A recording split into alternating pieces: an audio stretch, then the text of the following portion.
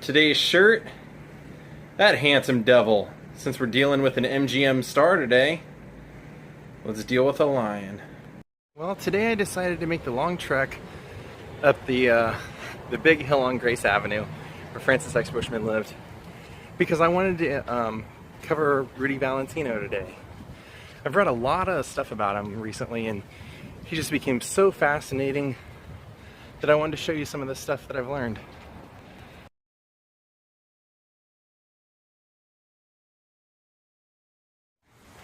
Now, I know in previous vlogs I've mentioned to you guys that Rudy Valentino had a falcon's lair, what he named his houses, up here in Whitley Heights, and that I was so bummed that it no longer exists. Well, it doesn't exist, but apparently the foundation of the house is still there. And he had that house built. He was the first person to live there. So I just want to go up to the property and see what's there. Now there's going to be some stories that go along with this, but here's kind of an interesting thing, is that he actually lived 2 doors away from his property up on Wedgwood before he moved in, while I was waiting for it to finish. And he was one of the early people who was bisexual. I mean, at least it's rumored, but I really believe that he was.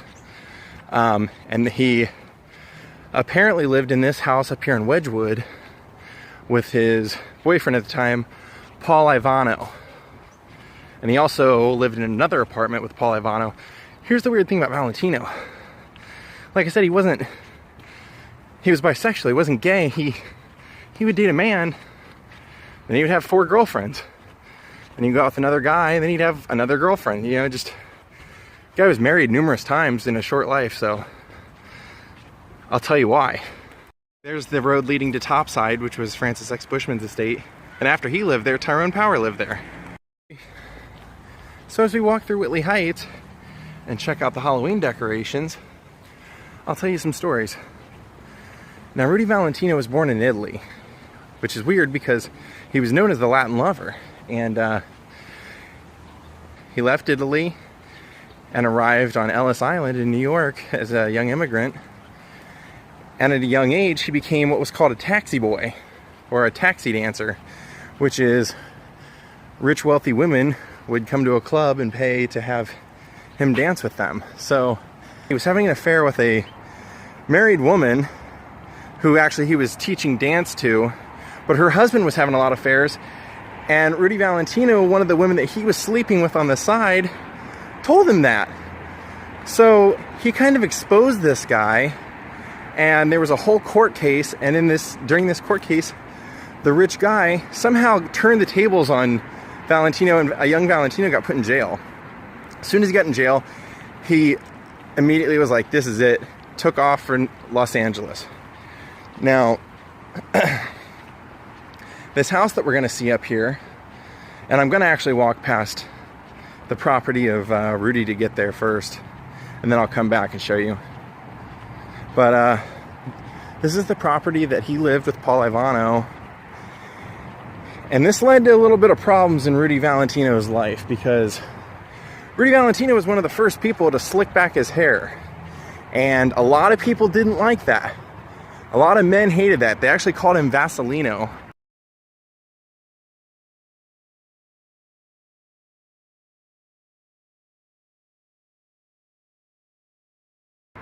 And at the time, there were a lot of articles written accusing Valentino of kind of sissifying or feminizing the men in America.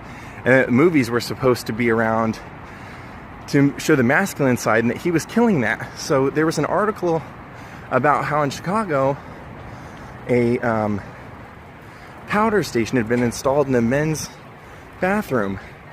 And a writer in the Chicago Tribune blamed Valentino for that and said that it was because of him they were doing that, and called him a pink powder puff. And Valentino just lost his mind because of this. What he did was he wrote an article and got it published in the newspaper, calling the anonymous writer for the Tribune who wrote it a contemptible coward, and said that he would challenge that person to come forward and would duel them. Now, obviously, this is actually where Valentino's house eventually was. But challenged the guy to a duel. The person never came forward. So Valentino flew to New York City, contacted his buddy who was the champion boxer at the time, Jack Dempsey, and went and trained with Jack Dempsey. Now, Jack Dempsey called writer Buck O'Neill at the time and said, "Look, Buck, I highly suggest you guys quit printing these stories about Valentino being a powerpuff, because I've been training with him and he's no joke." So Buck O'Neill says, "Okay, I'll come in and fight him." So Buck O'Neill comes in, and this is where his original property would have been. Buck O'Neill comes down to fight him. They make an agreement that there will be no face shots, and Buck O'Neill actually plants one right in Valentino's chin, to which Valentino responds by hitting Buck O'Neill so hard that he knocked him off his feet. And then in a gentlemanly manner, Valentino helped him up and apologized. And Buck O'Neill then wrote an article in the paper and published it the next day saying that when Jack Dempsey tells you a man has a punch like a mule, you believe him. So that kind of dispelled him being such a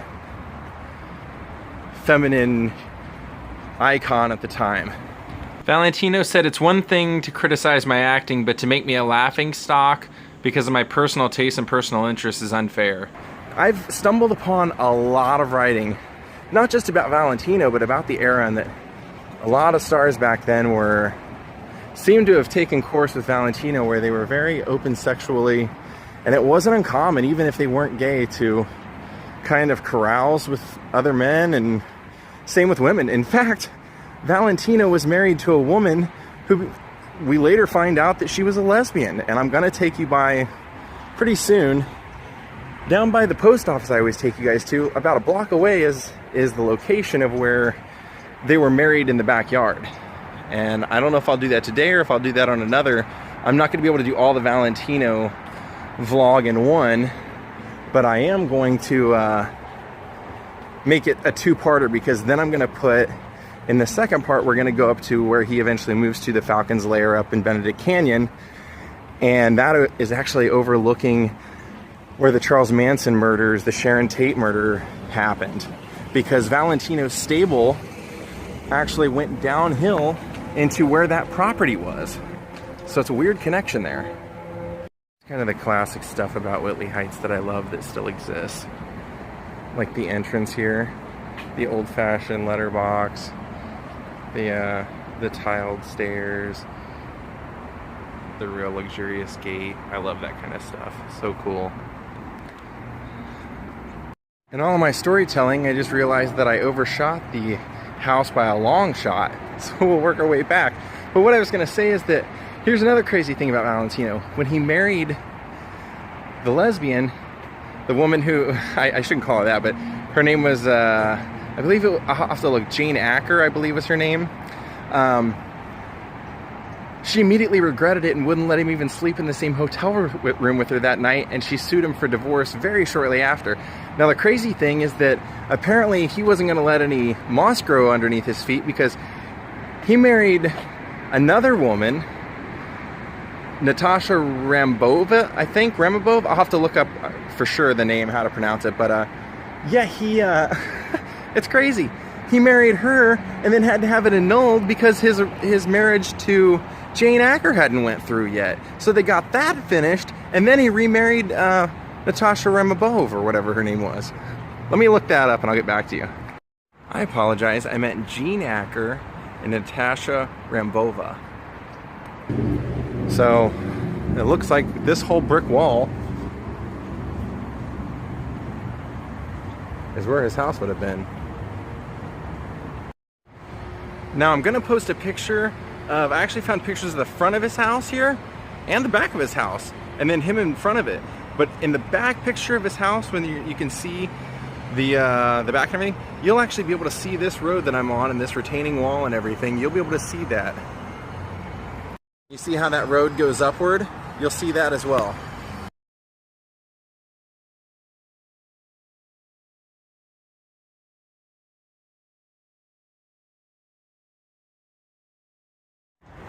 So in the photo, if you're looking at the back side of Valentino's house, you'll actually be able to see this street that ramps up, and you'll see how this street that I'm on, it kind of goes down. You can see both of that. So his house would have been pretty much right there, and that house is actually in the background, but it's been altered quite a bit. I don't think that's even the same house. We'll look. Yeah, I mean, if it was, it's been altered quite a bit.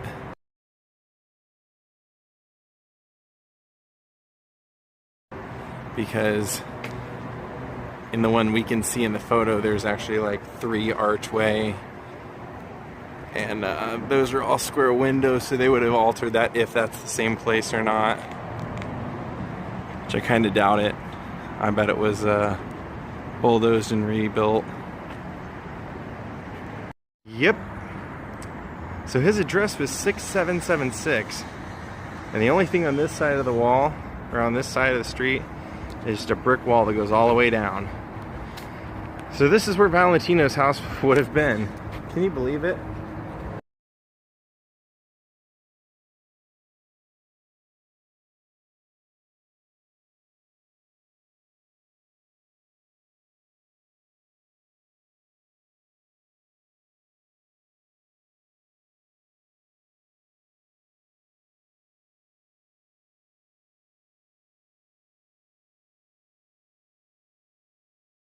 Can you believe it?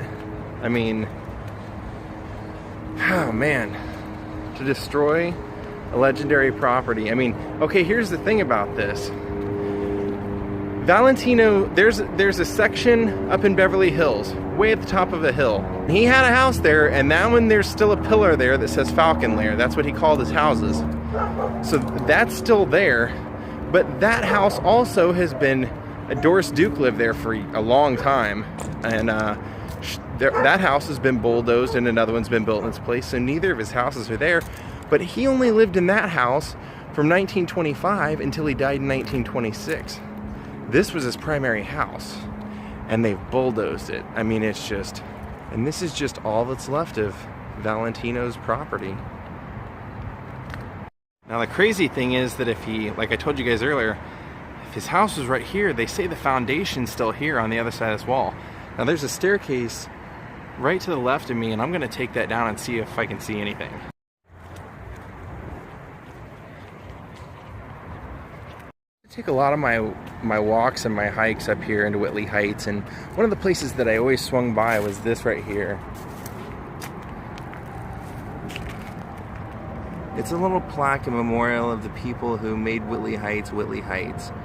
I don't know if you guys can read it, but definitely when you get down in here, they mention Rudolph Valentino, Jean Harlow, Francis X. Bushman, Cecil B. DeMille, Betty Davis, William Faulkner are but a few of Whitley Heights' former residents. They have this little chest set up that somebody's picked apart, but something I loved about it also is I don't know really what this is, but there's a house or an archway, Bella Vista Way, and then there's this little guard shack or whatever that is. I don't know, the door's open, so something must go on there. But yeah, it's just this little area. I don't know if it has any significance at all, but what I was gonna say is I just don't understand when you mention right there, like Rudy Valentino lived here and Francis X. Bushman, these people lived here. Somebody has to start taking it upon themselves to put plaques up. Even, you know, right here, okay, it's a retaining wall, so clear off a space, get rid of some of the ivy, put a plaque that says former home of Rudy Valentino, used to make space for the 101 freeway.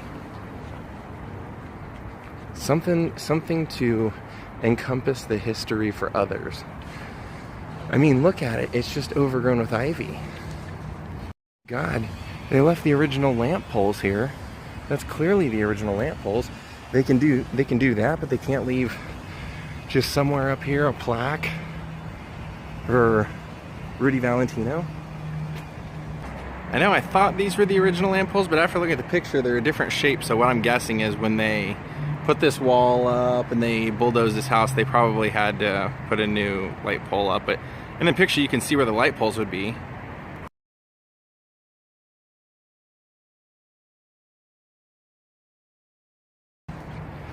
You know, I know this sounds kind of crazy, but I might become pretty active about this.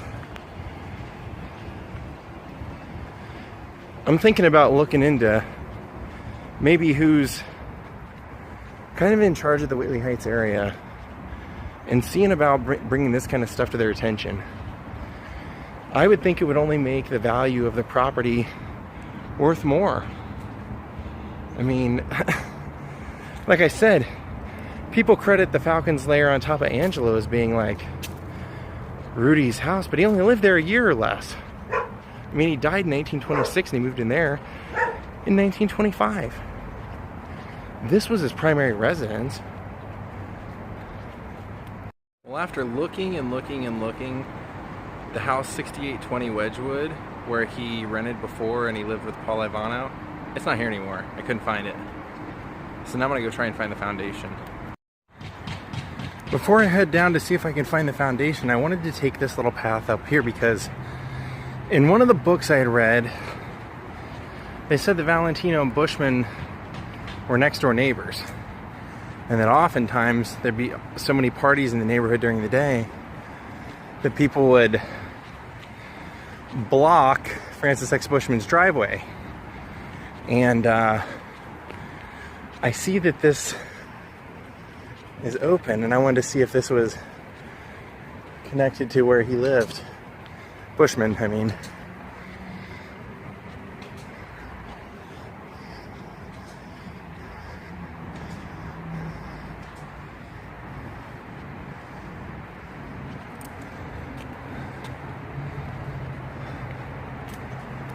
Yeah.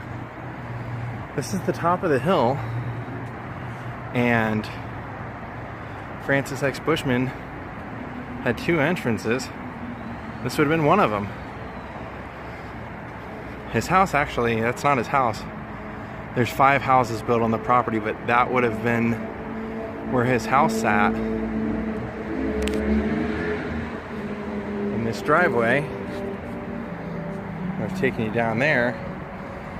So I'm guessing, they said that there was, I forget what her name is, I'll have to look her up. But there was a famous actress of the day, or like a columnist, and she used to throw luncheons here all the time, and that's why the parking was always taken up. It wasn't Valentino throwing parties. This is across from Bushman's house, and I couldn't tell if this is public or what. How cool is that? I was walking by that guy's house, and I saw his car parked in the driveway, and I was just like, is there any way that I could get a picture of that or something real quick? And he's like, sure. For my calculations, you guys can kind of see a parking area up there. There's an apartment building up there. On the other side of that is where the foundation for Valentino's house would be if it's still there. So I'm gonna try and walk up by it. Well, this is the off-ramp for the freeway that they bulldozed Rudy Valentino's house for. I was wrong about the other side of that parking lot being the where it was. I still haven't found it. I've been walking around another 20 minutes. But now I'm so deep and invested into it, I can't give up. I just keep taking various roads that lead to it. Once I can see it, I'll be okay. Once I can like see where it's at, then I'll know I'm there. But this is irking me big time. Well, guys, it was not easy, but there it is. There's the foundation for Valentino's house. You cannot get to it. They have a gigantic wall all the way around it. So I guess that's their way of leaving a memorial to him. But I finally found it, man. That was not easy.